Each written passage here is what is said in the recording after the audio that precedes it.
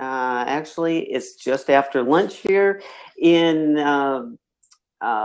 Southern California, and we are in a place where Hollywood Matchmaking, the dating source, has the right woman for you. And why is it the right woman? Because the right woman, we take the time to go through the questionnaire, we feel you out, we understand what it takes to match you up. After 18 years, we've got probably one of the most experienced in the industry. So clearly we can, our success rate, Marla can actually can say it better than I can, but we've only been a couple of people that have separated after our matches, and we've written books on it, several books, which is a powerful statement just in itself what Marla has done. Marla has gotten 4 books out there, and she's writing her 5th. So it's a powerful little way of looking at how much she has studied this part of matchmaking and understanding people in a way that sets them apart, that sets her apart, because they got that kind of knowledge and status. So I want to welcome Marla Martenson. Thank you for joining us today, Marla. Please do. And wow. Marla, there she is. God. How are you, Marla? So I was taking the lampshade off my lamp to get better light, and it fell over on the floor, and the light bulb exploded, and there's mercury in those light bulbs, and my husband had to go get a mask, and we were running around. Did you actually get it? Did you actually get it cleaned up, the mercury? Yeah, he cleaned it up, and he had a mask on. He was vacuuming. He got me back in business, put a new light bulb. Isn't it great to have a great guy around? Oh, thank God. Thank God. I was freaking out. And then he says, "That's mercury. It's dangerous." I said, "I breathed it. Am I going to die?" I was like, no. Opened all the windows, put the dog in the bathroom. But all is well. Wow. It's amazing. I lived to do another blab. You lived to do another blab. Well, Marla, it's amazing because I was just telling the people before you got on, you have 18 years of experience. You have a wealth of knowledge that really brings out the best in the people, especially your clients, because going through that questionnaire and understanding their personality and their habits and their over, decades of time and matching up the right women to that's an incredible a triumph for anybody to take on. So it's amazing. I can't believe. Well, actually, thank you. Everybody always gives me a few extra years on there. I've been matchmaking for about 13 now. But I gave you 18. Yeah, give me 18. Over a decade. But I was just texting, actually, a gal I used to work with in Beverly Hills when we worked together. We were on Facebook together, and we used to matchmake together, and she got out of it and had a baby. And I said, "Can you believe it's been 13 years I've been doing this?" And I just can't believe it. And another couple just let me know that they're getting married. So that was fantastic. Sometimes, as with every job, you feel like maybe I want to throw in the towel. You get so frustrated, but then when something like this happens, you're like, that's why I'm doing it. It is why you do it, because it's an impression. When they can come back and they've been together for a number of years, that was a success because you've created so much happiness in their lives where they hadn't had it before. Right. Or when somebody sends me a picture of their baby that they had, that was because of me, because I matched them, that particular little baby there. I'm like, yahoo, it's great. Yeah, it's a powerful way of looking at this, the in-depth of the questioning and the personal attention that you actually give for those people that are coming and meeting with those guys. You work a lot of hours trying to find that right woman for them. And you go through a lot of questioning and a lot of work. As a guy, I would not do as much work I'm going to a bar or going to a social event, you find somebody, and guess what? You're going to find someone that has got the same habits that you've been picking out for the last 13 years, like you used. But, you know, we got to break that habit, and you bring that to the table of breaking those habits and bringing out the best in those people.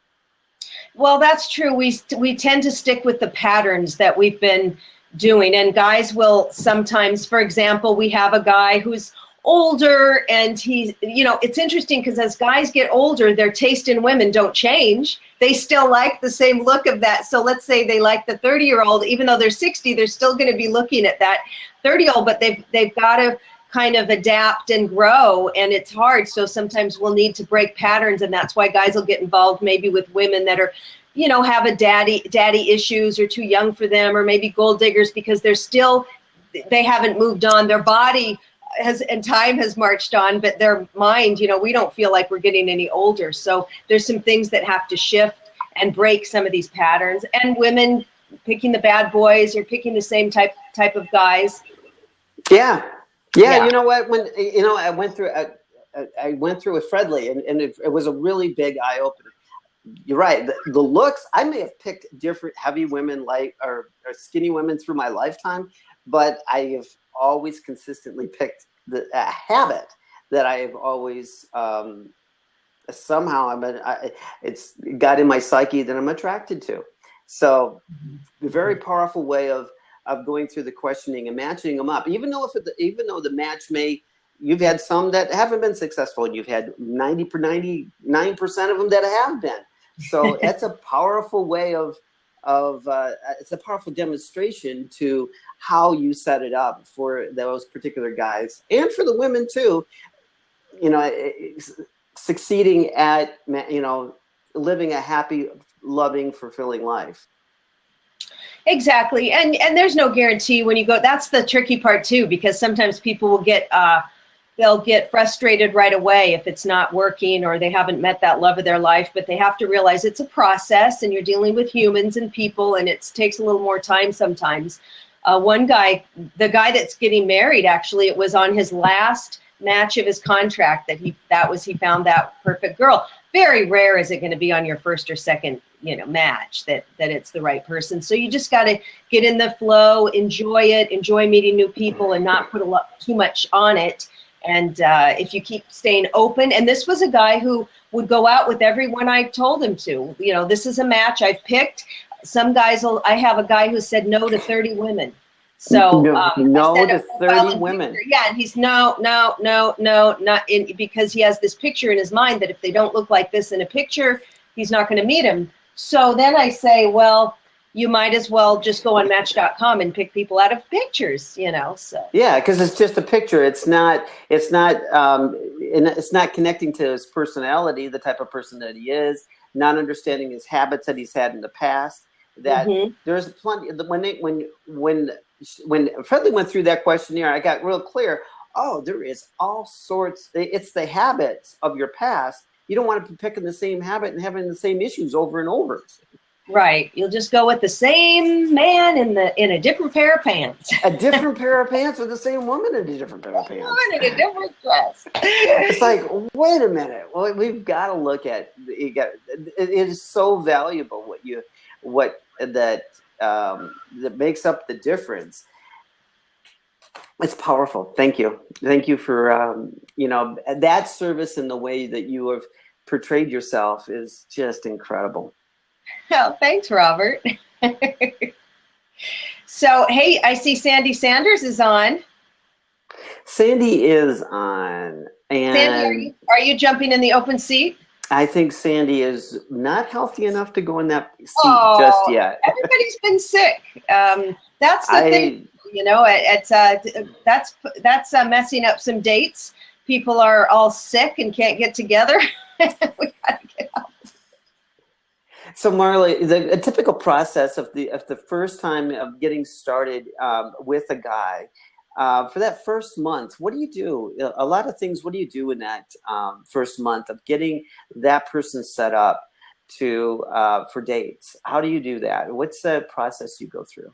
Well, first they'll go through everything with Fredley, my partner, and once she's got them, the contract signed, and then they're all signed up, and then they're handed over to me, and I'll do either face-to-face. I'll either go to their home, or if they're not in Southern California, I will Skype or FaceTime with them, and we'll get to know each other. I'll write up a really great bio, get the best pictures I can get, and then go through the type of women they're interested in. Fredley will also know that already. She'll have a whole list because she'll send them.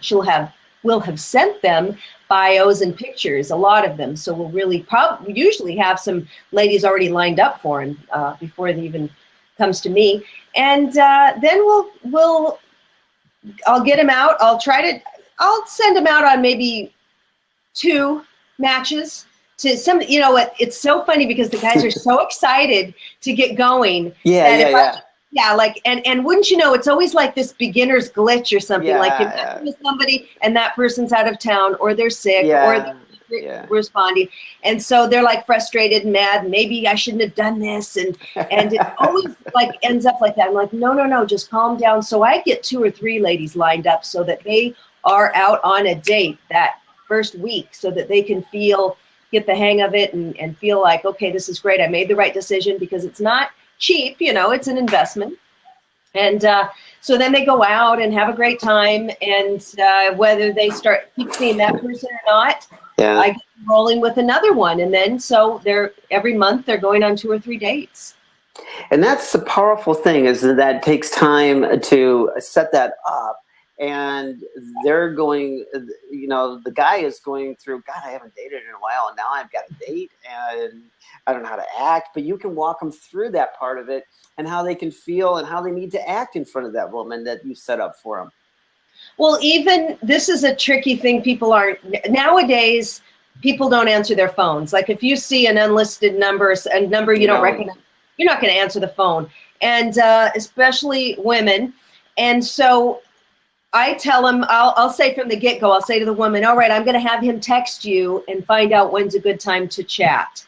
So then I'll tell him, here's the number, text her, introduce yourself, tell her I sent you, and then set a time to talk. And because otherwise it's going to be phone tag, they'll never connect, because nobody's going to pick up their phone. And you've had that experience for the last probably 5 or 10 years. Yeah. People who uses the phone anymore. Phone and who has time for long conversations sometimes too, especially someone that you don't know.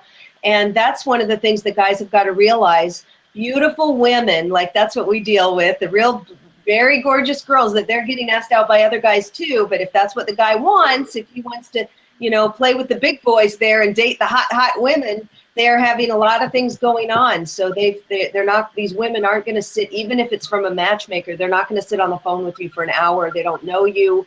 They're busy. So the best thing is a little text. When can we chat 10 minutes maybe, set up the date and meet in person, or set up that Skype or FaceTime.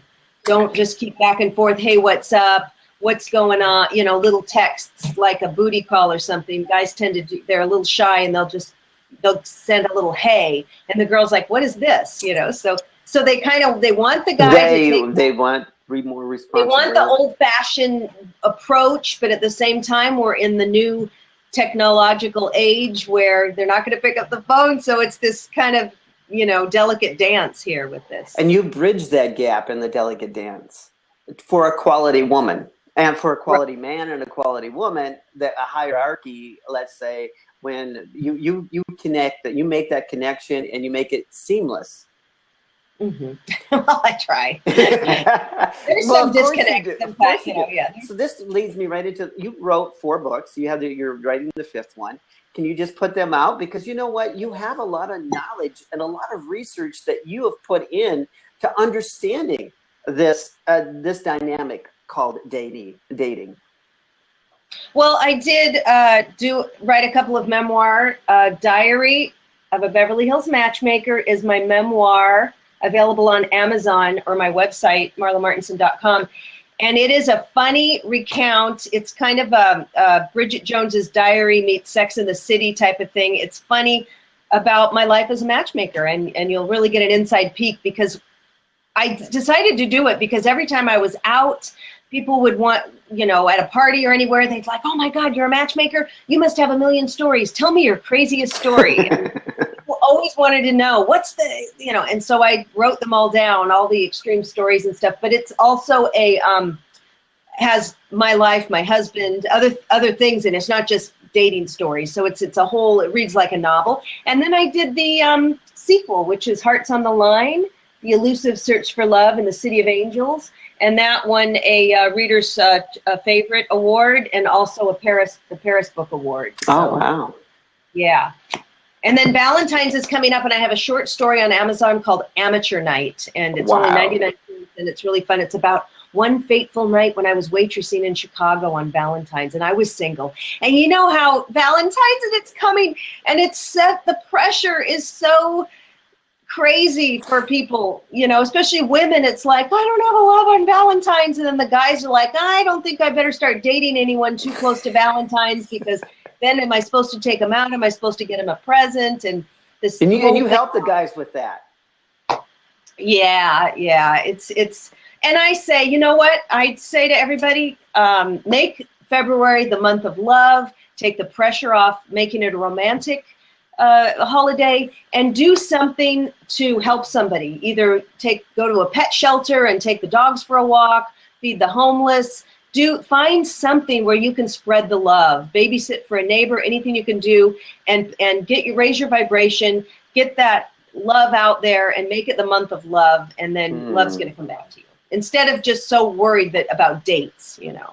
So stop the worrying and start acting. Start being the person that you want to be. Start showing up as love. Start showing up as that person that wants to be in love. Exactly, because this is, I mean, you'll see the TV commercials of, hey, get your love a teddy bear, pajamas, chocolate-covered strawberries, jewelry, perfume, the whole gamut. It's really turned into, like Christmas, a you know, holiday that, oh, it's so funny on the screen. It's like snow coming down. This is so weird. Is that an effect? Do you see that too? Yeah. It's like, what is that? Oh my gosh. Yeah, so realize it's a real commercialized. I mean, it's a sweet holiday. I really love it. But I'm married, and but when I was single, I used to be depressed. I mean, it was just dumb. But I would take myself out, because I was a waitress, and I would work nights waiting on all these lovey-dovey couples getting engaged, having champagne, and I'd take myself out to a lovely lunch and order myself a glass of champagne and celebrate myself, and then I'd go to work at night. But that's what I used to do. Wow. Wow. And you changed all that, because you've obviously made a success out of this business, and you're not waitressing anymore. You're actually dealing with guys that want love. So that's I hung up my waitress apron in 2001. That's a really awesome thing to feel, isn't it? So it was, you know, I was in the restaurant business 20 years, and it served its purpose. It was great, but it wasn't my dream. It wasn't my, you know, it's a great career for people who love it, but it wasn't for me. I knew I had a lot of other talents to bring out. And that's a great point too, because, you know, girls will say, well, what are the guys looking for in a woman? And the guys that I deal with, they're doing well financially. They don't care how financially well off the woman is, as long as she's doing something that she's passionate about. So whether that's being a yoga teacher or doing volunteer work or whatever, they just want a woman who loves her life, who's not waiting for a guy to come and save her, who's bitter or hates her life. Because they work hard. So at the end of the day, they want to come home or go out to dinner or go on a date and be uplifted and say, hey, this is fun, instead of hearing the whole, you know, litany of complaints, which some people will use a date kind of like a therapy session. So that's it. Yikes. Do you help people understand that that's not a good place to do that? The therapy session? Yes, absolutely. You know, and in my blogs, on my website, in my books, and the coaching, and I do tell people, you know, the guys really are looking for a happy person, and who wouldn't? Who wants to be with somebody who's down or has it? You know, look, we all have challenges in our life, but but that's not the place to bring all that stuff out, you know. And as you get to know each other, sure, you can express, you know, maybe some things going on, but really keep the first date for sure, and the first few dates light, because even if the guy thinks you're the most beautiful, sexy, smart woman in the world, if all you're doing is, you know, telling him all of your woes, they're not going to make a second date. Yeah, because there has to be a good synergistic flow of energy back and forth. I use the energy, but a good conversation flow, and they feel warm and fuzzy with each other and want to take it a little further. And I will say, you know, the men, even let's say they're wealthy. I've had men, very wealthy men, go out with a woman, and they could kind of tell. They'll even be looking to see, is this woman all decked out in designer? Is she? They want to know the woman, if they married her, she's going to be a good guardian of their money, of their wealth. Is she going to, or is she going to bankrupt him? Is she just going to blow through his cash? Is she, you know, it's a concern, because even guys who were doing very well says, you know, okay, I'm doing very well, but I've got children, they're going to college, I've got a mortgage, I've got our future to think of, I want to have a nice retirement. And this woman is, I can see that she wants $5,000 handbags and going to 5-star restaurants all the time and vacations. And I think even though I could do it, I'm not going to do that all the time. And they'll look her up and down and say, no, that's a liability. I mean, it's the absolute truth. I've even had men meet with me and be, you know, surprisingly pleased that I'm not showing up all Hollywood decked out. Beverly Hills, like, oh, you're down to earth. You're, you know, wearing something cute, but not Chanel or whatever, because they feel that, okay, I'm real. I'm going to be working with them. I'm not putting something on or trying to snow them. Yeah, a lot of these, they've put their heart, their mind, their soul into their business and forgot about relationships for a number of years. Yeah, these guys have worked hard for their money. I know some women have got to understand that. You know, it's not just, they're not just going to be blowing it out there. So it's something you've got to, if you really want a man who's going to love you and you're going to love him, you're going to want to look out for your whole life, for his pocketbook too. You know, you're going to want to look out for everything and be a good partner. You want that. Yeah, you want that. You want all that. So that's really I had to put my 2 cents in about that. Well, no, it is really, it's powerful, because men are looking for a lot of, I mean, that's why it's unique the way you match them up, because they're looking for not to have the same patterns that they've had in their past, and you know, they're looking for a loving, beautiful relationship that makes it, you know, that woman does stand for him, and that's powerful. Women like that too. Women love standing for a man. Is that accurate? Yeah, I would say so, but I do tend to see a lot of women who are hoping that their problems will be saved by the guy, you know, their financial problems and stuff. So I always encourage women, because it's, you know, here we are, you wouldn't think that anymore. It's the modern age, you know, women are CEOs too and making a lot more money than guys in some instances, but I will see that women are still hoping to, you know, kind of hit that jackpot, get the rich guy, and then they won't have to work or whatever. But I would just encourage women to always, you just never know what could happen. Even if you do get a guy who's paying for everything, he could die, he could cheat on you, the stock market could crash, whatever. I always encourage women to have their own money, even if they're married, have your own bank account, have your money, do something you love, have some skills so that if anything should happen, and you're just going to learn more and more things. Like, even though I'm a matchmaker, I'm writing a 5th book. I got certified in you know, some healing, Reiki and crystal healing and other things that I can do. So what if the matchmaking industry went belly up? Well, I can go do my healing stuff, or I can write, or so always. And then the great thing about this is you're going to be so much more fascinating on a date, because all the stuff you can talk about your interests. God, I just got a certification in this, or I'm reading this book, or I'm taking this course, or I'm trying this, and guys love it. They love a smart woman who's got exciting things going on. That is powerful. Yeah, and it makes a big difference because when they know that woman is also succeeding in themselves and becoming powerful within their own, they see that and they want that. They're attracted to that, especially if they've been already successful.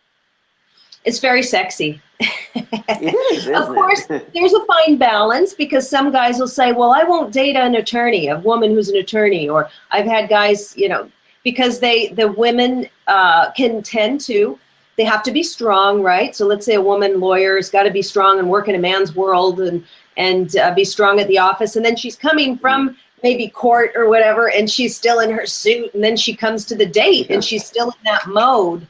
And then she's too tough or she's a ball breaker or whatever. So she's got to, get that. I always tell the ladies, if they do happen to have a high-powered job, before you go on your date, be sure maybe to go home first, maybe take a bubble bath or slip out of your suit and put on something more feminine, get your mind into the feminine energy, and then go on the date and enjoy yourself and put your career away. Makes sense. Yeah. Yay! Well, thank you, Marla. That's huge, and it's very powerful that people can actually can have that understanding, and you being able to provide that service is just amazing. Yeah, it's fun. It's and it's just another way to meet people. It's and especially for the women, they can join my service for free. They can have their profile and everything in my database, and then if anybody good comes up, I'll match them up. And it's just get that energy moving when you put it out there to the universe that you're ready and open. You never know what can happen. And then I have a big network, so I know other matchmakers, I know recruiters, I know coaches. And sometimes if you don't meet someone through me, I might hook you up with another matchmaker that contacts me and has a guy for you. So you just that, everybody knows people, and it can happen that way as well. That is very unique and very, very well needed too. So. Right. Well, thank you very much. Well, it's been, what is the most exciting thing a guy could look for besides a good-looking woman working with you? Well, you know what the guys really love is we do have, because guys are visual, don't want to offend anyone, but I would say we do have the biggest database of beautiful women in the country, because that's what we specialized in. And they're not only beautiful outside, they're beautiful inside, and that's what we look for. And what's nice is the guys, they are busy. They don't have to go online and sit for hours, scrolling through, trying to figure out if someone's a good fit, or the pictures are old, or we can't see anything, or, so what's nice is we do all the work. So the guy tells me what he's looking for. That's what's nice. If I don't have her in my database, I'm recruiting her, or I'll find her. And, to a certain degree, we see if we can work with the people and if they're in a reasonable, mind state. But if it's reasonable and doable, we'll do it, and we'll recruit especially for them. So it's very personalized, it just saves a lot of time. And a lot of guys after work, they don't want to go to a bar. They don't want to go out and mingle. They don't want to go to a mixer or an event. They're tired. They want to go to the gym, maybe go home and watch some TV, have beer, whatever they do, and read a book and go to bed. So this way it's like, okay, next Wednesday you've got a date with such and such, and it's just great. And if they want, we even do concierge service where I will set up the whole date. All they have to do is show up. Hey. I'll make the reservation at the restaurant. It's up to them. They can either call the girl and make the arrangements themselves, or I can do that for them. So. And what's fun for out-of-state guys, since if they want to come into Los Angeles, where I have the biggest database of all of beautiful women, is they can come in. Let's say they live in New Jersey or Chicago or whatever. They can fly in for 2 or 3 days. I will set them up like The Bachelor, and they can meet 5 or 6 ladies. Lunch dinners. I did that with one of my clients, and he got in a relationship with one of those ladies on his first trip out. And that was fantastic. So it was just powerful. Yeah, you know, it's like a little dating marathon there. Yeah, well, you know, but that's accommodating. That's focused on him and creating the relationship that he's looking for in his life, love and happiness as well. He was really absolutely on a mission to find the right person. And so that's what he did. He really took it seriously and said, I'm going to come and let's set up some dates and see who's a good fit. It's kind of like speed dating, but, you know, it's longer. Speed dating, I think it's a little more unique and a little more intimate. So that's a huge plus. Yay. So tell me, Marla, so what can we expect for 2016 in the love? I think 2016 is going to be an awesome year. I just want everybody to be open, work on yourselves. Let this year be the year that you think, you know, if I need to get to the gym more, let's get my butt over there. If I need to do some more reading, learn some more things, some more skills, be more gentle with myself, eat better. Is this the year you're going to buy that juicer and actually put those vegetables through it and drink it?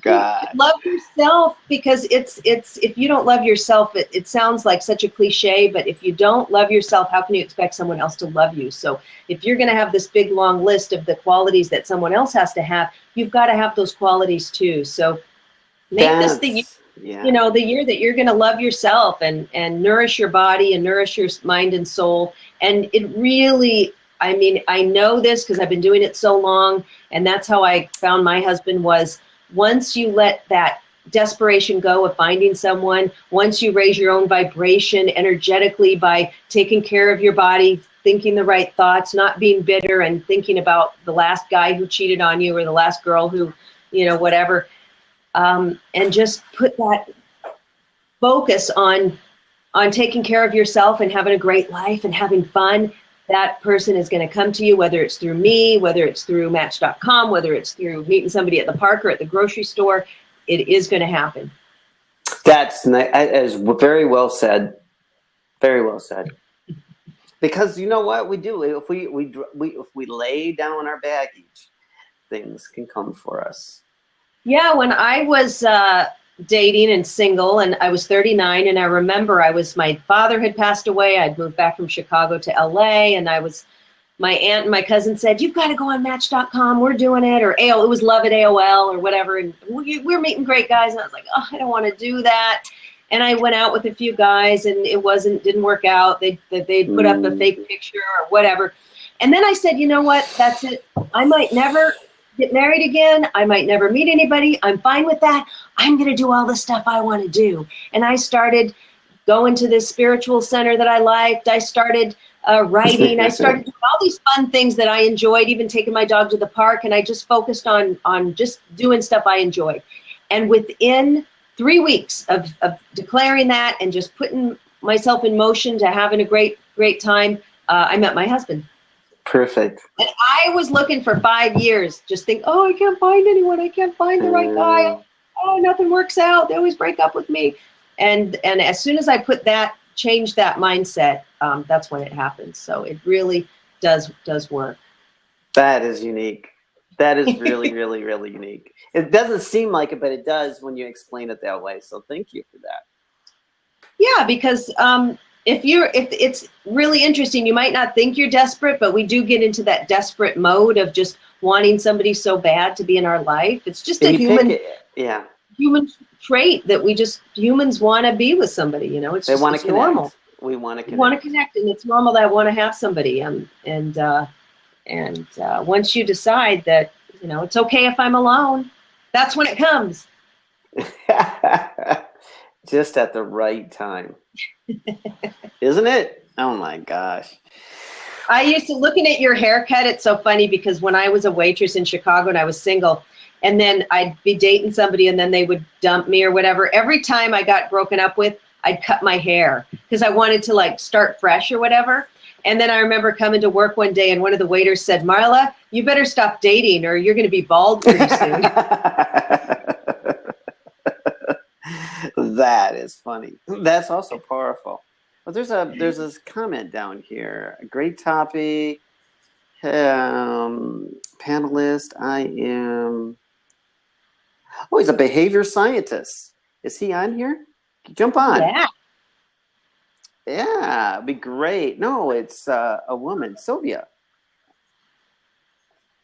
Sylvia, is there a behavioral? Oh, great topic. Yeah. Panelist, I'm a behavioral scientist, relationship blogger. I'd love to meet you. You're just a dumbass. That's what that's what her handle is.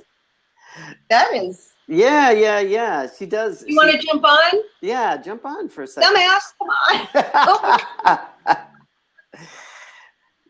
I think she was on our lab a couple of times. Yeah, before. So she definitely likes this topic. She's definitely. Oh, she can't get on right now. Okay, but thanks for watching.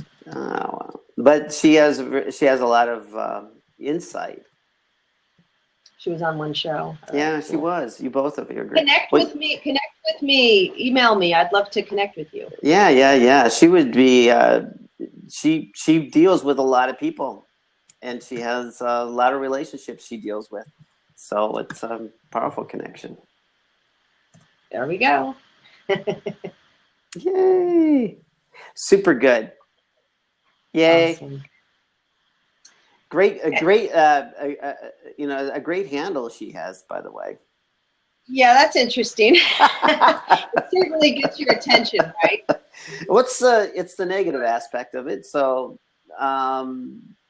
she obviously has the other, and I know she has a lot of degrees, so it's perfect. It's perfect, and it's funny too that she uses it, and I'm sure she gets a lot of conversations around it.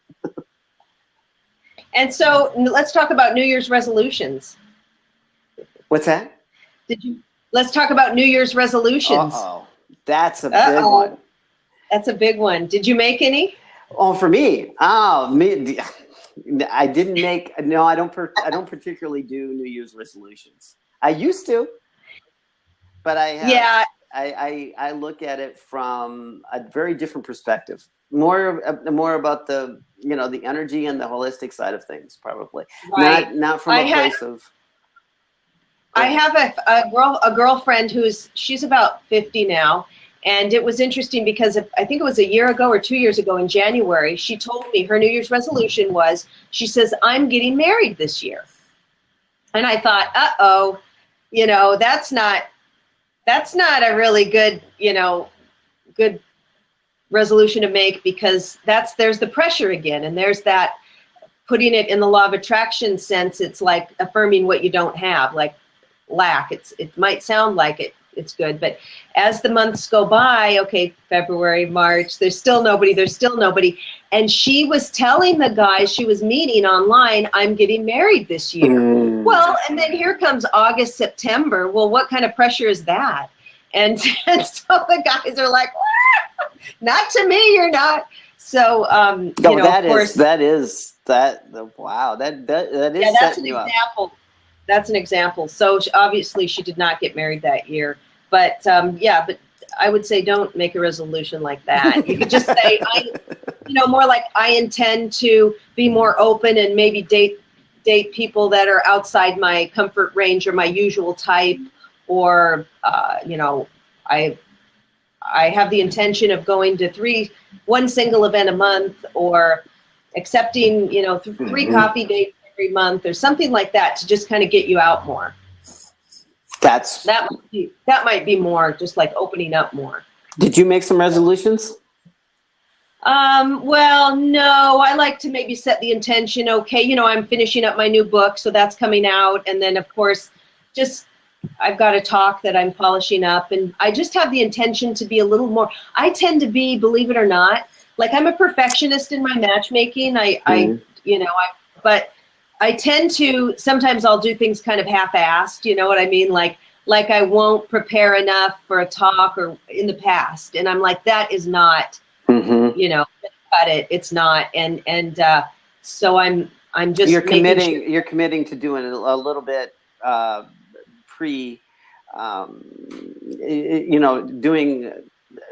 doing a pre-show before you actually do the show. And oh yeah, committing to step things up, committing to put more energy into it, to be a little bit more of a perfectionist, be more organized and all of that kind of stuff. So that's cool. And my husband's super, like, he's a Virgo, he's super organized. I mean, he'll even come into my office and open my drawers and start organizing them. And I'm like, get out of here. You know, he's like over the top. He's like, how many times have I told you got to be more organized?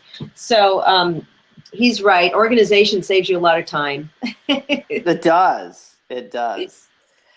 That's cool. He's your organizing person, and you're the one that likes to go out and just have the conversations.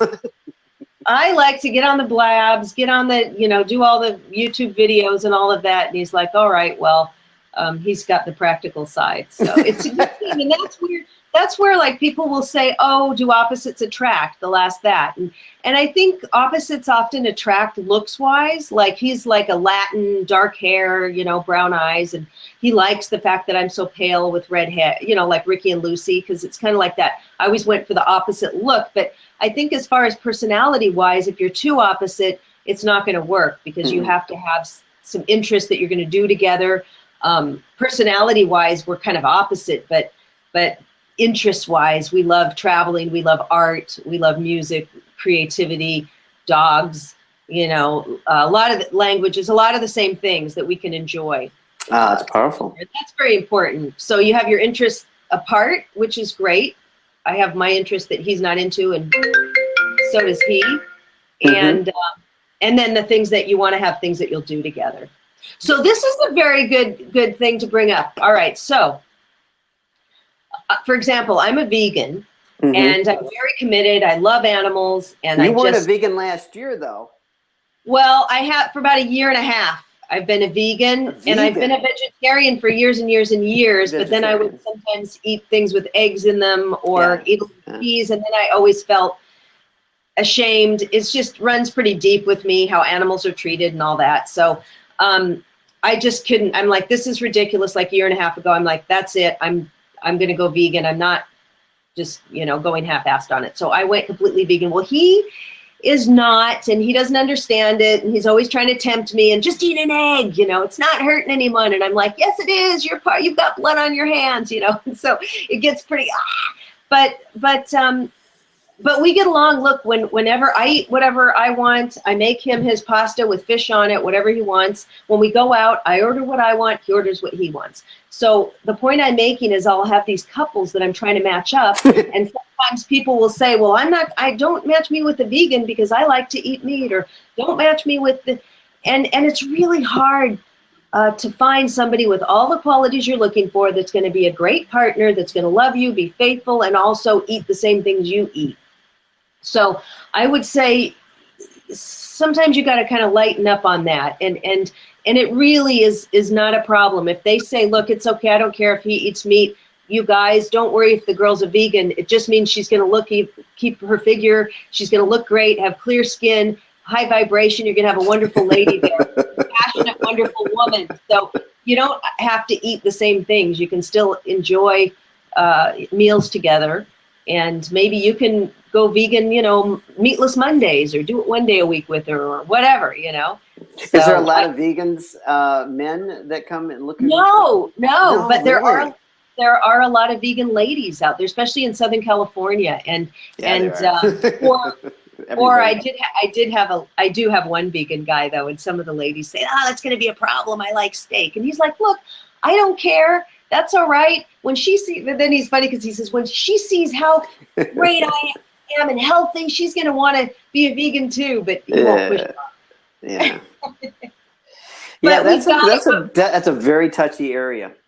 Yeah, and the point is, look, everybody's not going to be like us. It would be great to clone ourselves since we, yeah, have a partner, but we're going to have to make some concessions here, and that's powerful, though. That is a great way of describing that, because you know what, that helps the matches. That helps the ladies out too. They get to live their life. If they're a vegan, they get to live their life out the way they want to, and they will know it on the first date.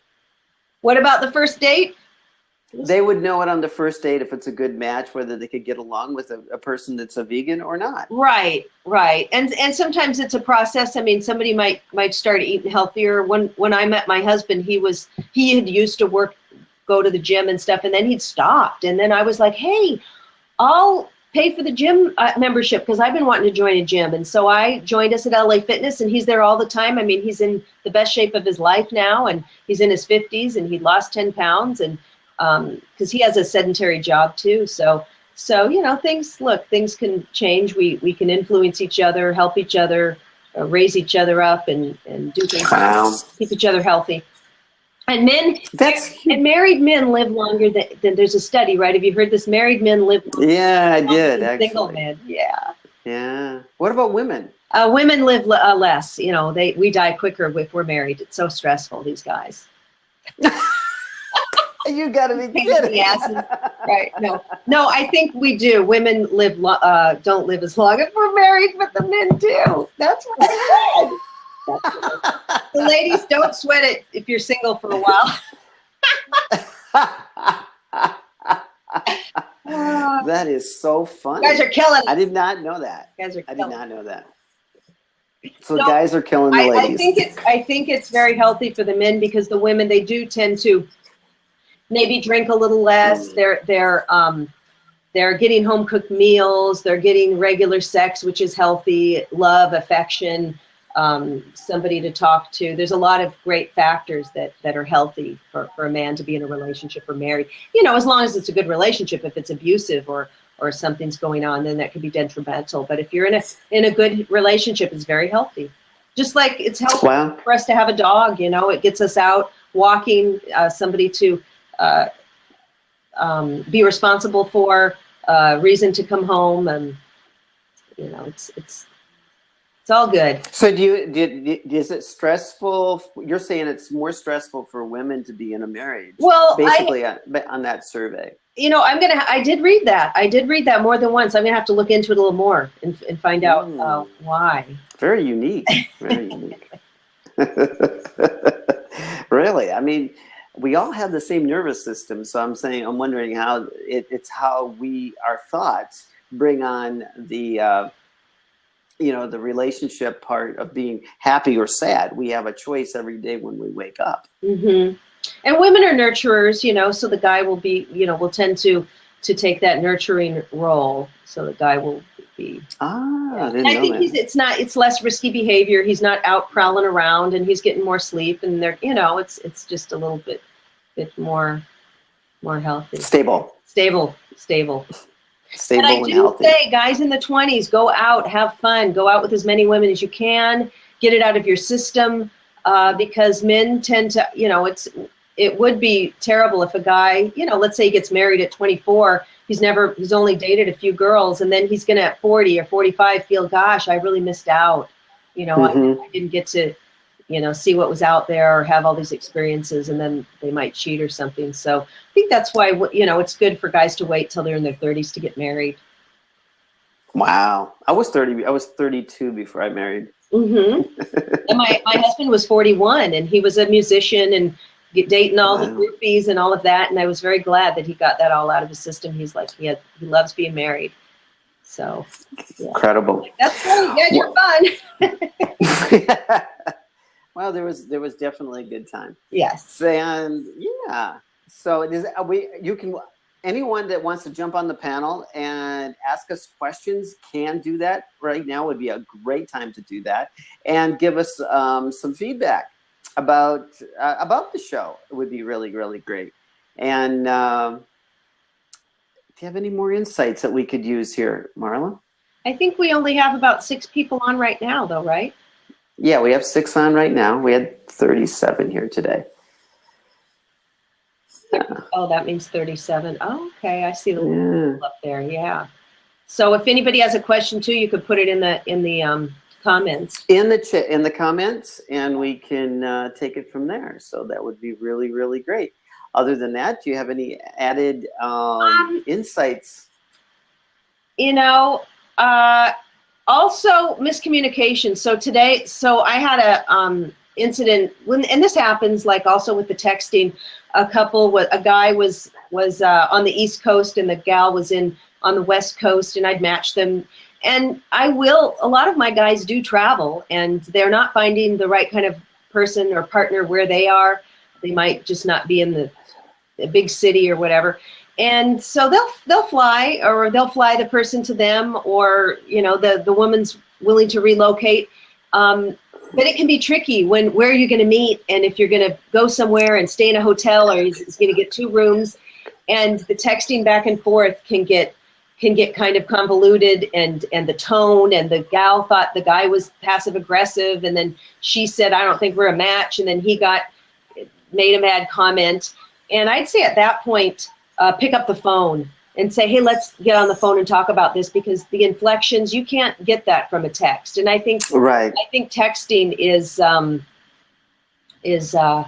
preventing some people from getting together, or cutting things off too soon when it could have been a good match.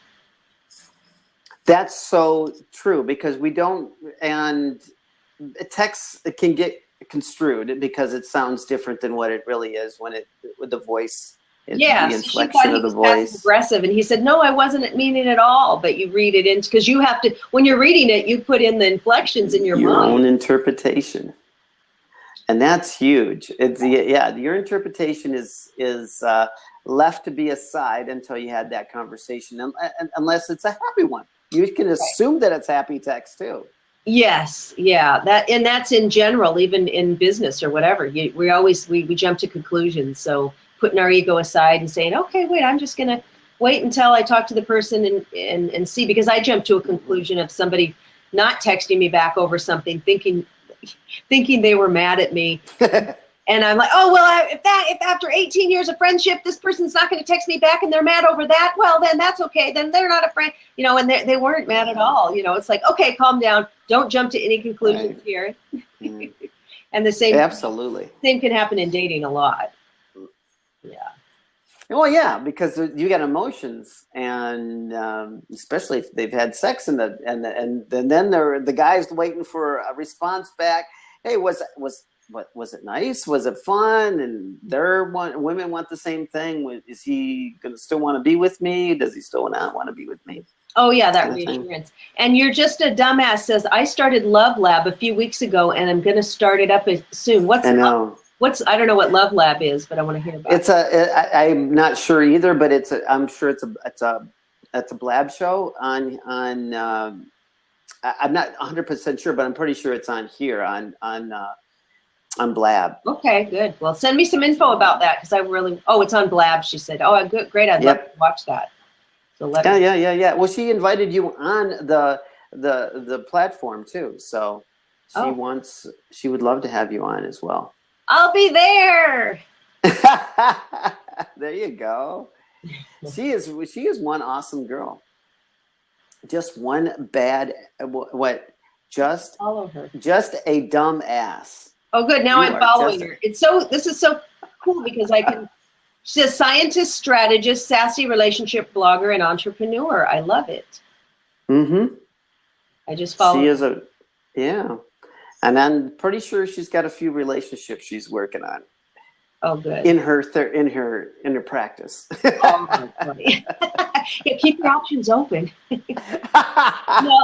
that's something I can give a tip on too, because this is something that I would see. I'd match a woman with a guy. Now he's my client, right? So he's meeting different women, trying to find the right one. And the girl would go out with him, and then the next day, so one date, and then she'd call me up. Okay, Marla, Brad's great. Take me out of your database. I like him. I'll just date Brad. And I'm like thinking, wait a minute, Brad's dating 2 other girls. He's not on hold. And I think that's the worst thing a girl could do, because until you are in an exclusive relationship with a guy, or you're talking about it or whatever, or had 5 or 7 dates down the road, don't put yourself on hold after one date. You've got to keep getting out there. If someone else interesting asks you out, go ahead, because you also want to keep your options open. And if he doesn't want to see you again, you're not so disappointed. Like, oh God, I thought he was the one. He's not going to see you. Okay, well, I'm going out with Mike tomorrow, and you're having fun, your energy's not all on one person, don't assume that they're not seeing other people, because and don't be offended by it, because heck, they don't even know you yet. 1 date, 3 dates, 5 dates, it's really nothing. When I think I've been married 14 years, 3 weeks or something, people will act like it's the end of the world if somebody doesn't want to see them again after 3 weeks or a month. It's really not, it's just that getting to know somebody stage. And talking about the universe, I'm kind of woo-woo. I know that we are protected. If somebody goes out of your life, you might think, because you had an attraction, if you kissed him, if you had sex with him, you get that oxytocin and you get bonded. Sure. But it doesn't mean that that's the right partner for the rest of your life. So just trust that if they spun out for a reason. The right person will come in. Just hold that. It could be disappointing, but do not let it, get you in a spiral down, turn. Right. Keep your spirit up. And keep smiling. I mean, in my 20s, I was such a drama queen. I remember a guy didn't call. He stood me up on a date. I had such a crush on him. I don't know why. I ended up drinking a whole bottle of wine, and I was lying on the floor crying, calling my, I was 25, whatever. It was just ridiculous, but that's where it was like, he didn't call me. And even I have a friend who's 50 who's, in that mindset. It can happen at any age. So we got to get a grip, right? It totally get a handle on ourselves and be able to understand that we get to come together. It's 99% of it is all unconscious. It's only 1% of what we speak is what is really what shows up in our life. It's all 99% of all of our stuff is hidden from us. Our emotions, our emotional field, and it's only 1% that we even comprehend. So it's pretty amazing if we can open that gift. We've got 99% to work on. And you ladies, how many times? I mean, even with myself, because I was married a couple of times before, and this is my 3rd marriage. I started young, but those were 2 practice. So now I'm real good at it, right? But when I look back at the guys that I went out with that I was so crushed, that didn't call me back, or that ended in a divorce or whatever, when I look back, at the time it was so devastating. When I look back, I think, thank goodness. I mean, what was I thinking? And thank goodness that they, that ended, because we can't see it while we're in it. So just realize, and remember those times when something didn't work out, how grateful later we were about it. Absolutely. Yeah. Oh yeah. I can. Many dates I've been. What did I see in that guy? I mean, guys that I were like, oh my God, you'd think they were just like the, Brad Pitt or something, how, some idol, and then I'm looking at him now, I'm like, I thought that guy was attractive. That guy, because the personality or the way he treated me or whatever, what didn't add up. So later you look back and say, what was I thinking? Well, it's still good though. It's all good. I love all, and hey, that's where you get a lot of stories.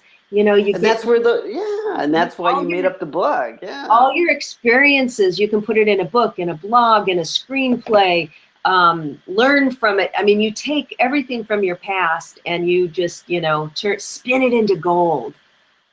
Like Rumpelstiltskin. I love that.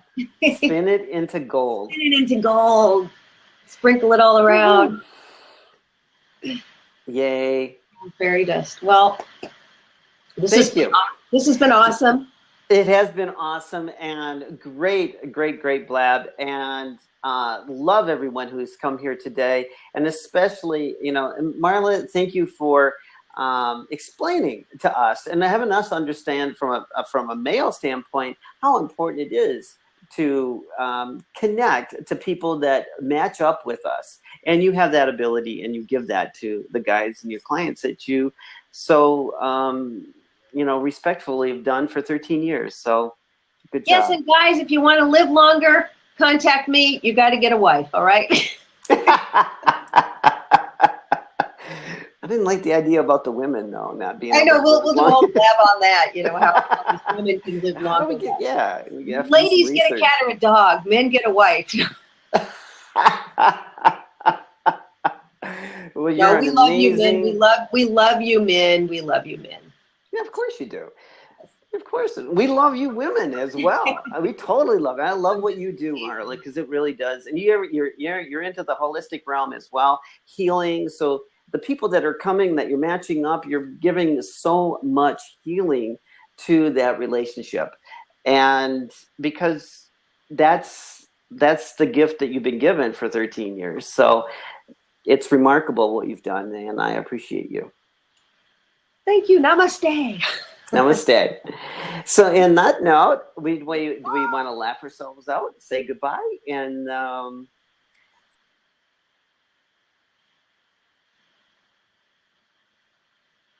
can you hear me? Oh, you went out for a second. Oh, great. Thanks, everybody. Thank you, everybody. Connect with me at my website. Does everybody have my website? MarlaMartenson.com. Marla Martenson, it's in the chat here.